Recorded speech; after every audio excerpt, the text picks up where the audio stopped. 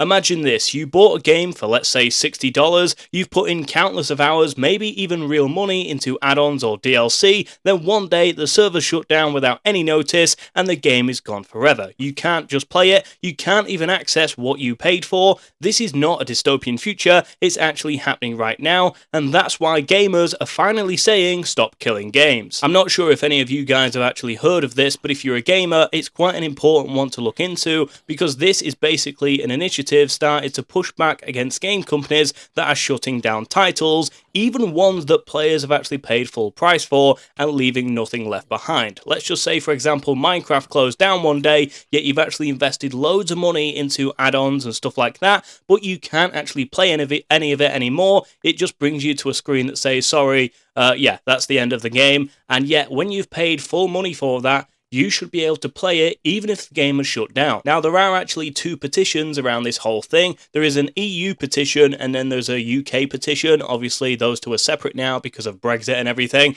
But the EU petition says this initiative calls to require publishers that sell or license video games to consumers in the European Union or related features and assets sold for video games they operate to leave said video games in a functional playable state. Specifically, the initiative seeks to prevent the remote disabling of video games by the publishers before providing reasonable means to continue functioning of said video games without the involvement from the side of the publisher. The initiative does not seek to acquire ownership of said video games, associated intellectual rights or monetization rights, neither does it expect the publisher to provide resources for the said video game once they discontinue it while leaving it in a reasonable functional playable state. So basically, to simplify what that's actually saying, it's not necessarily about, giving the players the intellectual rights or monetization rights of that title, neither does it expect the publisher to provide resources for that video game. It's not necessarily them selling you all of the assets to that game so that you own the game. That's not actually how this works. All it is basically, if a game decides, okay, we're going to close down now, but you've actually paid good money into, let's say, add-ons or even buying the game as a whole, then although they are shutting the game down, they shouldn't really lock you out of playing it even after they stop supporting it. The good news is that if I scroll to the bottom of this petition, it actually had a goal of 1 million signatures, and then now it has 1.2 million, which is 200,000+ above its original goal, which means now, because they've reached that goal, the EU authorities officially have to take this into consideration. Now, that's not to say, that's not a promise that they will actually sort this, but it is definitely something they will now officially look into, because yeah, to get things into law, it's quite, it's quite complicated. You have to do a petition and everything, and if it doesn't reach the goal, then they won't even take one look at it. But now that this has 1.2 million signatures, which again is 200,000 above their original goal, it means that the EU authorities now actually have to look at this regardless of what decision they make. So if they say no, they still have to look at it and take it into consideration anyway and figure out why it's actually upsetting the entire gaming industry. The chances are we might not even hear anything about the result of this petition months after people have signed it, maybe even years after. Let's be honest, these authorities, these lawmakers, don't actually, speed up the process. They like to take their time with these things. So yeah, it's a bit of an unfortunate one. But like I say, the good news is that we are above the goal right now, and it seems they're aiming for a lot more as well. So yeah, I'll leave a link down below to the EU petition if you are within the EU. The deadline for this, by the way, is the 31st of this month, so make sure you get your signatures in right now if you do believe in this initiative. Now, when it comes to looking at this in the UK and trying to get it past the lawmakers,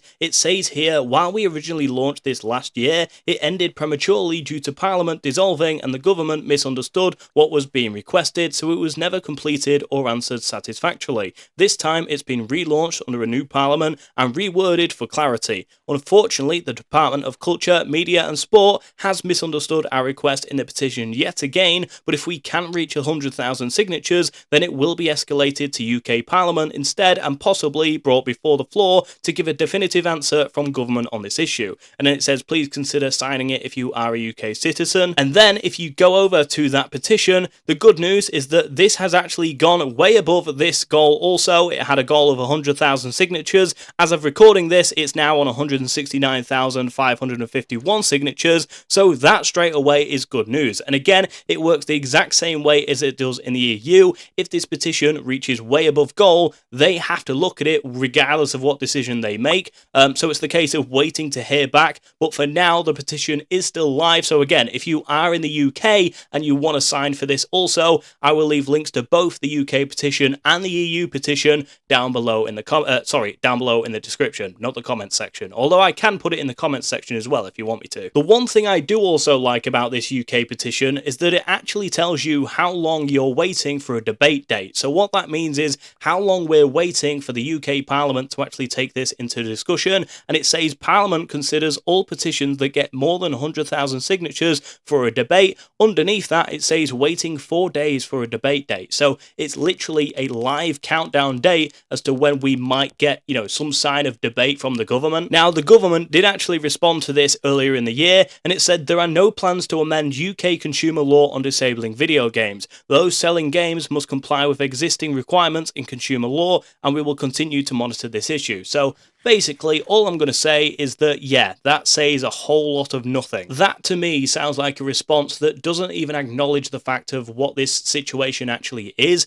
Maybe it's because they're not gamers themselves, but you probably know, if you are a gamer yourself especially, how frustrating this actually is. And the other thing that annoys me about this whole thing as well is that, those terms and conditions that we all agree to as part of human nature without actually reading them, well, yeah, it turns out the blueprint is hidden all within those terms and conditions, and it does actually state in some of them that the company reserves the right to remove access to the game at any time without any disclosure to the customer. Now, I say terms and conditions, it's actually called an EULA, an end user license agreement, and the fact that some of these, not all of them, but some of them, or the majority of them, let's say, do state that they can remove access from a game you've bought at any time, it's an absolute shambles. For example, games like The Crew, which was a racing game people bought and loved, it was actually delisted, then fully shut down in 2024. Even the single player parts of the game were entirely unplayable. Why couldn't they just leave the single player part of the game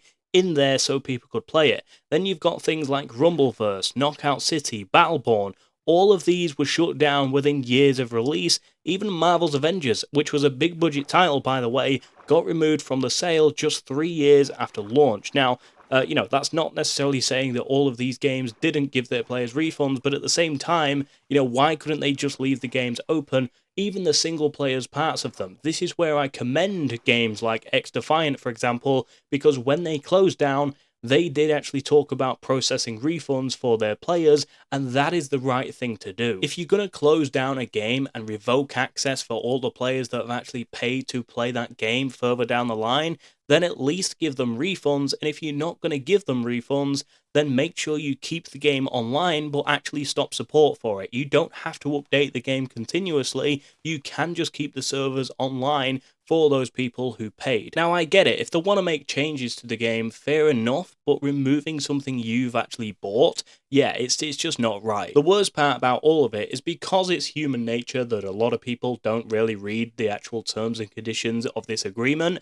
it's like you're actually agreeing to it without actually agreeing to it, if that makes sense. You have to look at the bigger picture and kind of realize that these companies have us all wrapped around their little finger, and yeah, there's basically nothing we can do about it other than signing petitions and hopefully getting it signed into law that, yeah, these game companies now have to comply with. But let's just hope, let's just pray. Luckily, the petition, or should I say the signatures for that petition, are above the original goal, but whether or not they actually take it into consideration, again, there's no guarantee. That's a different question in itself. It really is a shame because some of those games, they weren't just old games. Some were actually brand new games. Some had huge fan bases, and now they're all just considered digital ghosts that no longer exist. They're no longer out there for people to buy. They're no longer out there for people to play who have already bought to play. The worst part about this whole thing is that when you actually look online to go ahead and quote-unquote buy this game, it literally says buy. Like, it has a buy button there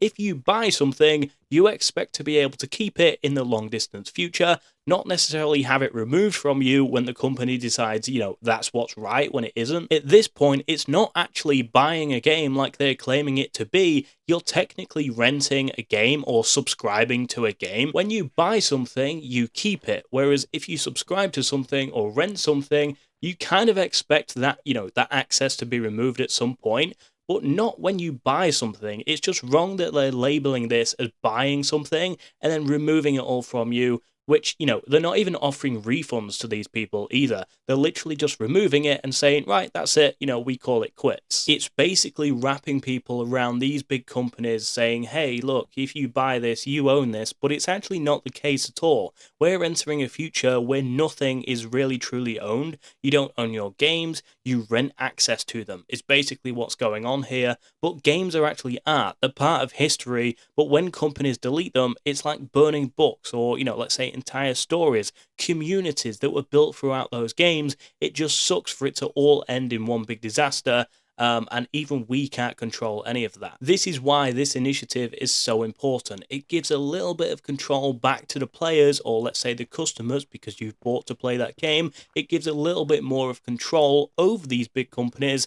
And yeah, I don't think the big companies will really like that. But at the same time, maybe they should have, done the right thing in the first place. That is why I'm a big believer in this initiative, and I wanted to make this video to make you all aware that although it's not directly related to Minecraft or anything, it does actually affect the entire gaming industry. Maybe one day it might affect Minecraft, who knows? But I do believe Minecraft will go about it the right way. That's not me saying, I think every other company won't do. And again, I'm not blaming any other companies directly or anything like that. It is just a mainstream issue right now, hence why this initiative even exists in the first place, and hopefully we all get together. If you haven't signed the petitions already and you do want to sign them, make sure you do so before the 31st of July, because hopefully we can get it into Parliament and make a big change. It's all about saving games and letting those people know that when you buy a game, you do actually keep it. That is what we want. So what can you do to actually help? Well, first of all, if you do agree with this petition and you want to go ahead and sign it, make sure you do that, but also use the hashtag #StopKillingGames in the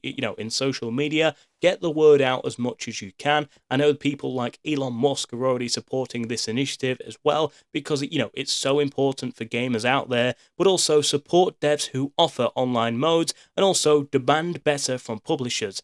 Because if we stay loud, they have to listen. There is no chance where they can't just ignore us, so we need to talk about this as much as we can, hence why I'm doing this video. Even make a YouTube video about it if you have to. Anyway, with that being said, rant is out the way, but make sure you do look into this if you do want to go ahead and add your signature. It's completely free of charge, by the way, to get involved. This does not include any cost whatsoever. I'm also quite curious to hear your thoughts down below about this initiative, and also, have you ever had that happen to you, where you've quote-unquote bought a game, that game has then closed down and you've no longer been able to access it? Let me know everything down below in the comments section. I want to get a whole conversation starting about this topic. Thank you for watching the video. Again, before I go, both petitions are on screen right now if you want to sign either one of them. Again, make sure you sign the EU one if you're in the EU, and the UK one if you're in the UK. But I hope you enjoyed and found this helpful. If you did, make sure you give it a like, click subscribe, and also share it with your friends. I have some other videos on screen right now. Make sure you click on those, leave a comment saying you came from this video,